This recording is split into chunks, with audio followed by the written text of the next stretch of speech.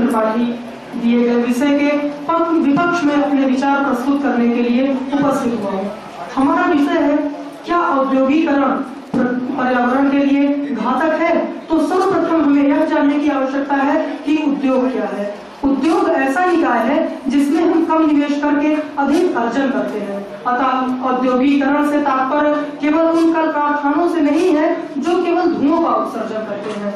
आज औद्योगिकरण विज्ञान की मदद से पर्यावरण का किस प्रकार से पोषण कर रहा है, मैं बताने का प्रयत्न करता हूँ।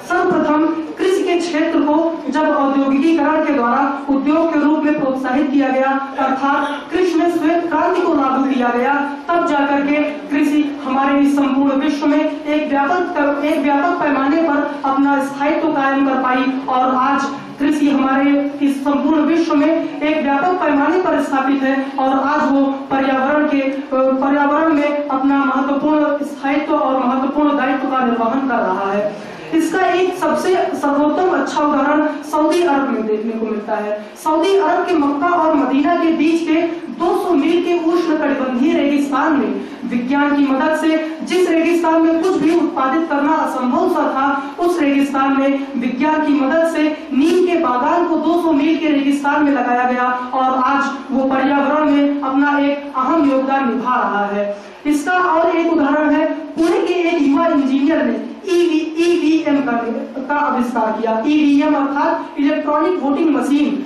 जैसा कि सर्वविदित है कि पूर्व के चुनावों में बैलेट पेपर अर्थात मतपत्र के निर्माण में हर चुनाव में लगभग 5 लाख वृक्षों की बलि दी जाती थी, किंतु जब ईवीएम का आविष्कार किया गया तो आज वही 5 लाख वृक्ष बलि चढ़ने से बच रहे हैं और पर्यावरण में अपना महत्वपूर्ण योगदान निभा रहे हैं। यदि विज्ञान ने हमें यह न बताया होता कि पेड़ पौधे कार्बन डाइऑक्साइड का अवशोषण करते हैं और ऑक्सीजन का उत्सर्जन करते हैं, जबकि वहीं पर मनुष्य ऑक्सीजन का अवशोषण करते हैं और कार्बन डाइऑक्साइड का उत्सर्जन करते हैं, तो शायद आज मनुष्य इस पूरी पृथ्वी से पेड़ पौधों को विनष्ट कर चुका होता और आज यहाँ पर्यावरण ही खत्म हो चुका होता। तो हमें आज यहाँ इस विषय पर चर्चा करने की कोई आवश्यकता ही नहीं होती।